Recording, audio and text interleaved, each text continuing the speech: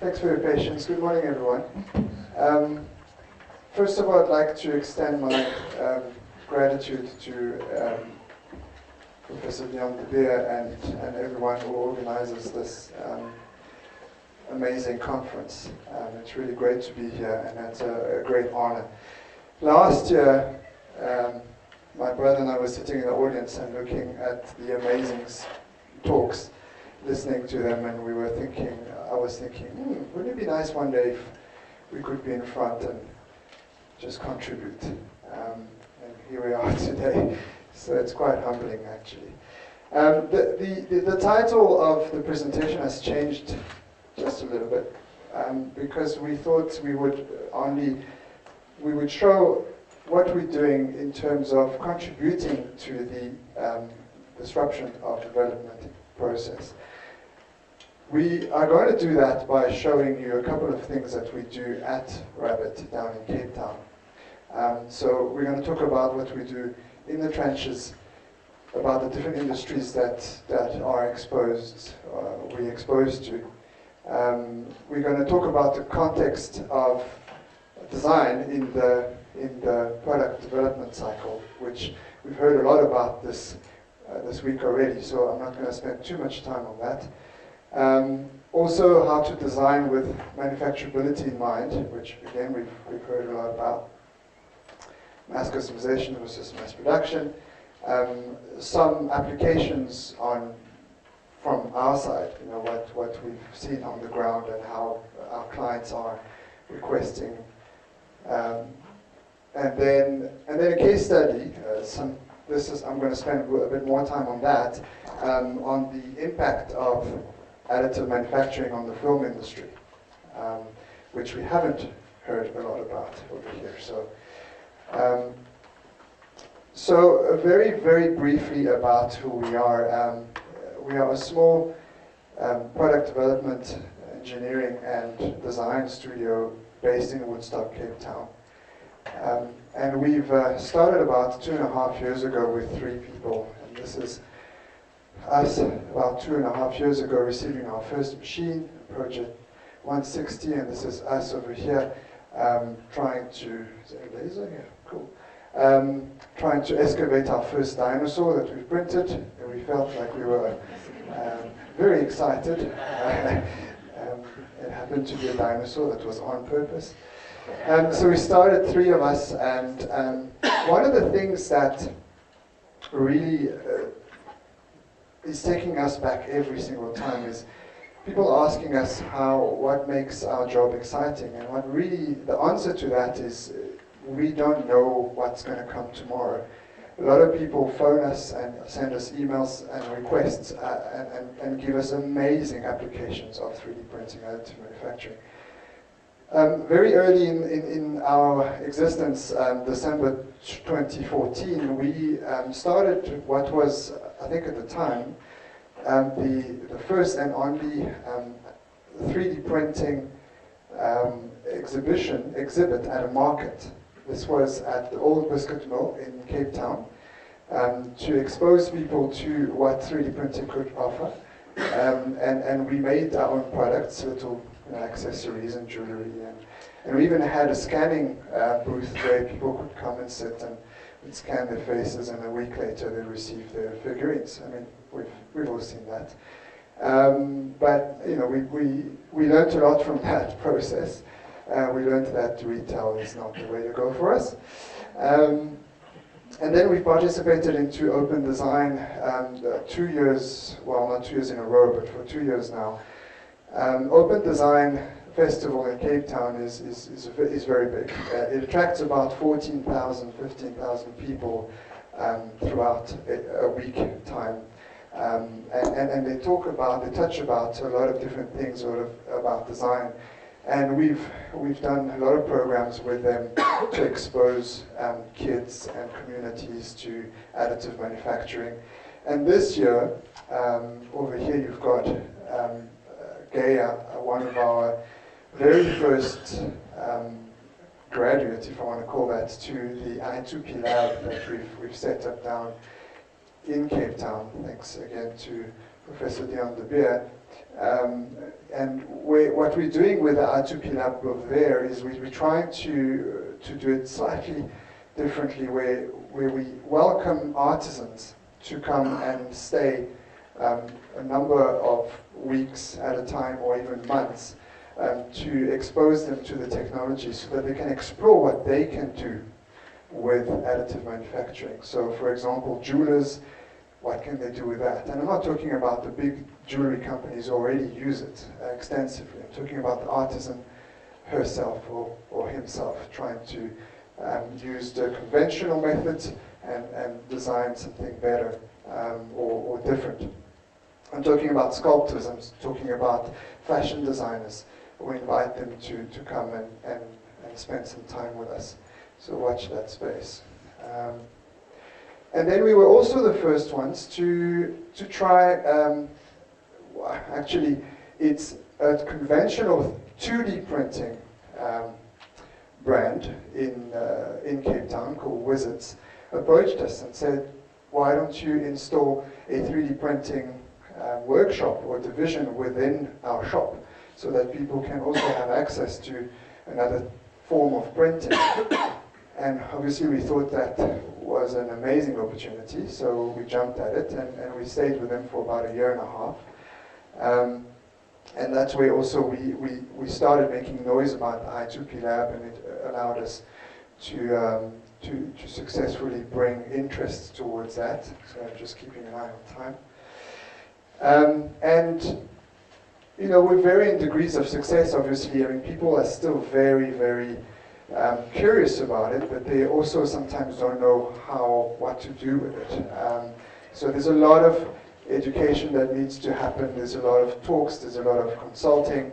You know, sometimes people ask us for something that is completely out of the blue and not yet we're not yet capable of doing, or sometimes it seems very easy to them, and yet it takes a lot of time to do and a lot of money. So there's a lot of education there. But at least exposure, I think, is the main thing here, to expose people to the technology and to its capabilities. And then, of course, slowly as we grew, the company grew, we started to thinking that maybe we should try and stay away from business to consumer model, but rather go to business, B2B model. And what I'm going to touch on here is some of the products that we've made or we've designed and printed that are actually final products. A lot of those are part of those examples. So here is one example here, which we've worked for Red Bull last year. I don't know if you guys know about the Red Bull X Fighter. It's a bunch of crazy people jumping very high on motorcycles. And they have it every year, and they tour the world. And over here, they asked us to make the trophy for it. And one thing I must say is, I must mention, is that we work very closely with BUT. And we have the great privilege of having access to their very high-end machines, and that is a very, very exciting collaboration for us, because we've realized that not many service bureaus, especially of our age and caliber, have access to industrial machines. And in South Africa, I must say, we're very fortunate to be able to do that. So onto the specific project. The brief was to make a trophy that looked like a helmet of one of the motocross of motocross riders. You can see from this picture here with Nathan holding it how big that piece is. It is actually not 1-to-1 scale. It's actually 1.5 times bigger than a normal helmet. That was the brief. And the other side of the brief was to put kudu horns on it, but also on the horns to design like a ndebele type pattern on it that was specifically designed for the event. So we spent many hours trying to figure out how to design that. Believe it or not, it took more time trying to design or to model the kudu horns than anything else on here. That's because it's got a very, very specific way of twisting. So we've had to repeat it a couple of times. I think we have actually had to reprint it at one point because we made a mistake. Anyway, so long story short, we printed it here in the EOS P760, I think it was, in several pieces. By the way, we had to make 4 of these, 4 trophies. This is the final result. And you can see it in scale over there. Obviously, so we finished it. We finished it with spray paint, and we gave it a silver, gold, and sort of bronze type finish. You can see the winners over there holding them, feeling very happy for themselves. And I mean, we tend to also want to use different types of technology when we deliver something, especially for final products. So a lot of it was 3D printed, as you could see. This was obviously made out of wood, French oak, and carved, CNC carved. This was metal, CNC routed, and vinyl on it. So there's a lot of different applications and things that we can do to get to the final product. The next slide shows also similar final products that we've delivered, not prototypes, not molds. The top left one is a fairing for an arm, for a prosthetic arm. This actually is a final product. It's going to go onto the patient. Also printed in nylon and treated afterwards. Obviously, it's going to sit on the prosthetic arm, so there's no medical aspect to it whatsoever. It's purely aesthetic. It's what the client wanted, so we wanted to. He wanted to have something bionic and Iron Man-like in the colors that he chose. So that the application is perfect for that. These parts here are also we've made about, I think, 60 of these. This is for a display that's going to go to Los Angeles in one of the museums over there, made by one of our clients in Cape Town. And then over there is a statue which is 1.5 meters high. That's all printed. That's all printed with the VX500, here again at VUT, in PMMA, and treated afterwards to look like bronze. And then the little trophy at the top, the conical part, was printed in with the Project 160. So you know, as you can see, there are applications out there which additive manufacturing can be used directly to the final product. Something that we're very, very proud of as well, and we don't always and only work with big scale. We also work very small scale. Is the Two Oceans Aquarium in Cape Town approached us about 6 months ago because they were about to open a new exhibit, a jellyfish exhibit, and they wanted to show the development life cycle, or at least 5 stages of it, of the jellyfish, the moon jellyfish. And as you can imagine, we can't scan that, nor do we have a physical model of it. So we've had to literally study them through a microscope and use references to model the different stages, to 3D model them. So we've had to add a little bit of conceptualization as well, and to be able to do it, because you know, they've allowed us a bit of freedom. But the brief was to say that it needed to be very small. This part over here is only 5 centimeters high, so you can imagine how thin those little stems are. And it needed to be somewhat transparent or translucent, because they're going to put it under UV light, so it needs to show. so that it looks like it's in water. So it was quite challenging. We had a few tests. We made a few tests.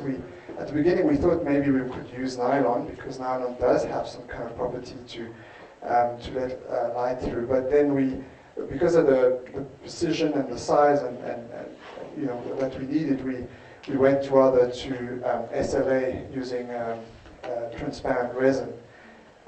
So these are the final products going from the modeling stage to the final product, and now that's how it looks currently at the Two Oceans Aquarium in Cape Town. If you're there this December, please go see it. It's really, really amazing. It's really tiny. You have to put your eye into a little hole, and it looks amazing. So that's very happy, and we're very proud of having been able to do that. I mentioned earlier that we work with artisans, and we do a lot of different types of things. Again, all of these are final, directly from 3D printing to parts that they're going to sell. So again, sculptors, jewelers. So this, for example, was the same example as previously. Our resident jeweler who experienced using parts that come out of a binder jet, or sorry, more like an inkjet machine, the Project 160, which is those parts are very fragile. You know, they're actually not supposed to be used for final products. They prototyping or at the very least some sort of proof of concept. But she wanted to use. She really likes the porosity, and she loves the look of it. So she's actually just put them into resin to make it look like that, and the jewelry is really, really amazing. So again, looking at different ways to make it work, even if it's not meant to do that to start with.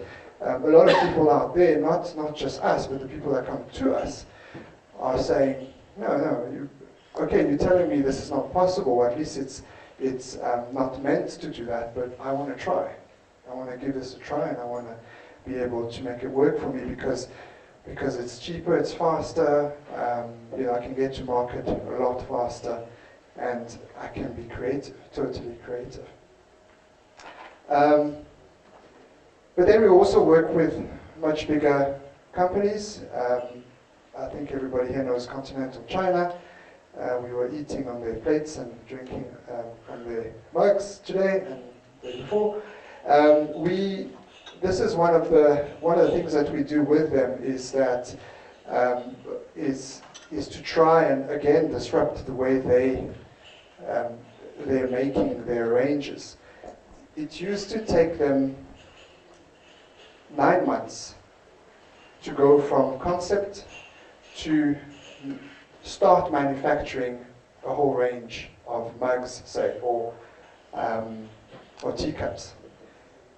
Thanks to some of the development that we've helped them with, they went from 9 months to 3 months last year with some of those designs, and that's for them it's a huge leap.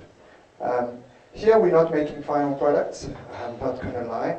We're making proof of concepts. We're introducing the possibility of making their molds better and more efficient.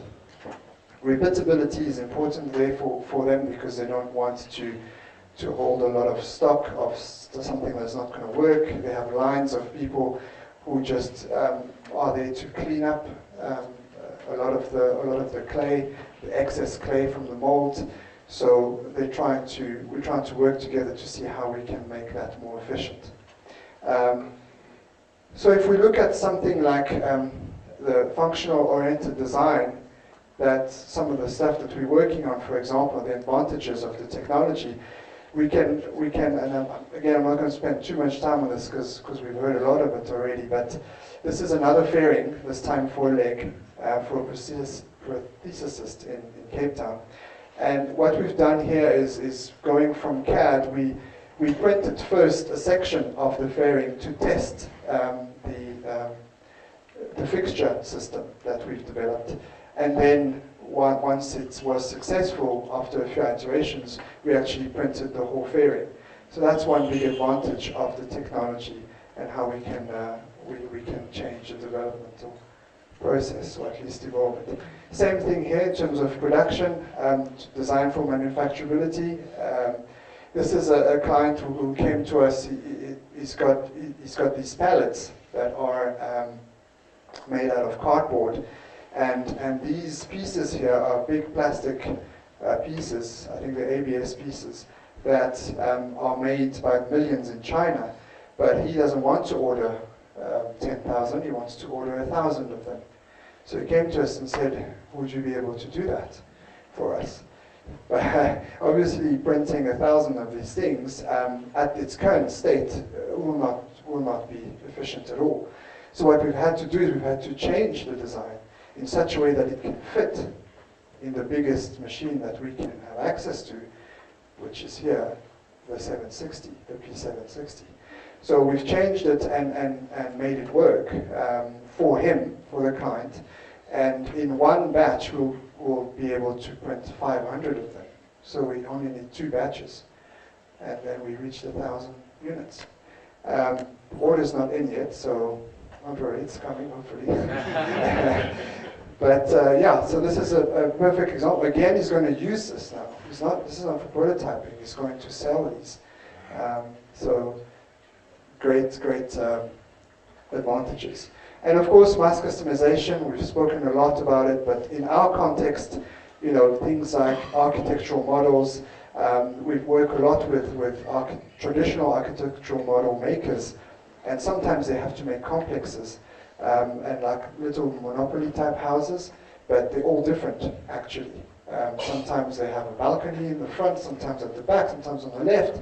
They're all different. So for them to manufacture that or make that by hand is very difficult. Whereas for us, it's just, we fill the bed with it and we print them. Trophies, same thing. Exactly the same trophy, but on the front you want to say best sound, best this, best that. And again, customization, sort of a mass. I'm exaggerating here a little bit. All right, let's go to film.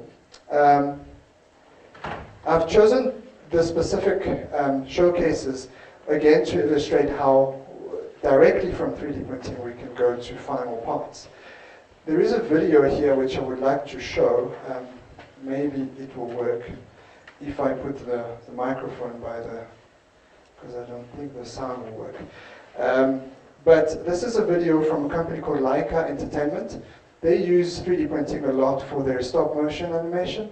And I'm just going to let the video talk and explain how this works. Hopefully the sound will be... It's really crazy. It's a lot of extra work, a lot of extra stuff. It's an insane process. This stuff, it does not move. Bubby, bubby, boom. That's not his chair. On Paranorman, how we're going to animate the faces. Replacement animation. Replacement animation. Replacement animation, where each face is put on and it's a new mouth shape. That's how you get the most out of your characters. So 24 mouth shapes will make up a second of vocabulary or emotion. Actually, we're learning about it in school. Oh yeah! And one of the big things about taking something out and putting a different object in is how it registers, how it's going to appear like the last one. Because if you think about having a different face upwards of 12 to 24 times a second, the color has to be exactly the same. The shape has to be exactly the same. They have to work perfectly. Yeah, of course. Don't get weird or anything. These faces are done with a powder printer. It just lays down a really thin layer of powder until eventually you have a three-dimensional object. Something like this. Yeah, something like this. And you take that face and you dip it into a super glue. Awesome! We've already designed them. We know they work. Now we need to make thousands and thousands of different facial expressions. So you have so much stuff to make. Here's a recipe we used for the film Paranorman. started out with 8,000 pounds of printing powder, 77 gallons of super glue, 300 puppets, 40,000 faces, 50 stages, 5,000 X-Acto blades, 66,400 rare earth magnets, 729 sheets of sandpaper, 2 gallons of white resin. 25,000 purple nitrile gloves for safety reasons. You need a massive warehouse. Yeah, you need a lot of room. Put those all together and bake for 127 human years. You got yourself a stop motion feature. Yum.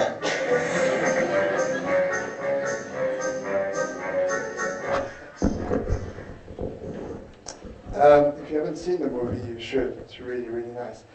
So yeah, so that's obviously we'd love to have a project like that, or work with, collaborate with a lot of people to do that. That would be fantastic. But I just thought I'd show you that because it's quite amazing, mind-blowing how they use the technology to their advantage. On our side, we've worked in live-action features or TV series. Last year, they came out with this series called Dominion for Sci-Fi Channel. And what we've done, again, the brief was quite interesting here because they wanted us to actually make a 3D printed armor for one of the armies, or one of the sections in the army. So we had to make a few of them. Because we didn't have time, film companies never have time for some reason.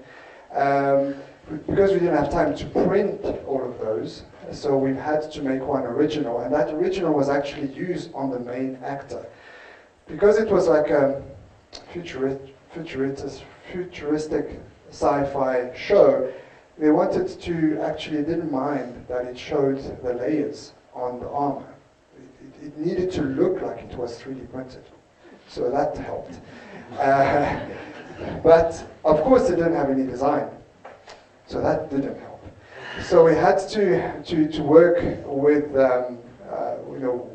with conceptual artists, and we looked at different ways we could make this, and bearing in mind that we needed to be able to print these in time and then to mold them to make the necessary amount of armor. So we've worked on different types of designs to see what could work for printability. We've replaced different parts. We took it apart. Obviously we had to work with the art directors and the art direction people, and this is the final design that we stayed on. And to do this, again, it needed to be wearable and needed to be scalable enough. So, oops, go back. No. Let's do that. There you go. We've printed about, I think, 89 different pieces of the big pieces, and a lot of the very small pieces also to hold. So we've used various technologies. We've used a Fortress machine so that the parts would be quite clean. But then we also used FFF MakerBot type machines to do the little links, because we could put a lot of these links. These little black links here are all 3D printed. And obviously we had to make a 2D print of it to make sure we've printed everything. And then from that, we first put it together to see if it would work. This was actually the one that they used on set for the main actor. But then, like I said, for the other guys in the army, we had to make molds for them, or we used our very good friends from SFX in Cape Town to do this. And so this is molded from the 3D printed part, and these are the molded parts there. And this is me trying it on to see if it works. Obviously, we had to also make it so that it could be scalable. The guy is much bigger than I am. So, these straps need to be able to open and close and all of that, and it needs to be easy to wear. And if he's moving and doing action shots, it needs to stay on him, hopefully. So that was very, very interesting. And then at the moment, we're working on a show called Blood Drive. All I can tell you about the show is that they live in a world where cars are fueled by human blood. Okay, so it's coming out next year. He's busy shooting now in Cape Town. we're doing various things for the show, but one of the things I thought was a bit different from what I showed earlier for Dominion is that they're asking us within the show, they're going to do little infomercials where kids are going to play with little toys of, with little toys of the actors. Which is good because we actually scan the actors anyway. So what we've done is we have access, thanks to one of our partners, we have access to a photogrammetry rig with 42 cameras so that we can scan quite accurately anyone within a matter of seconds. So the fastest that I think the fastest one was about a minute. The actor coming on, taking one set of pictures, turning him, taking another set of pictures 4 times, and we end up with 42 times 4 pictures that we then need to create a cloud, a point cloud from, and this is the result. Obviously, it's not that easy. We've had to work on it quite a lot. And here you see the result of the scan that is pure, and over there is the result of the scan after we've added the joints for the toys. So we've actually divided the model into 1, 2, 3, 4, 5, 6 parts. The head is pivoting, the arms are swinging, and the legs are swinging as well. So you can see there. And this is really, really, really fresh.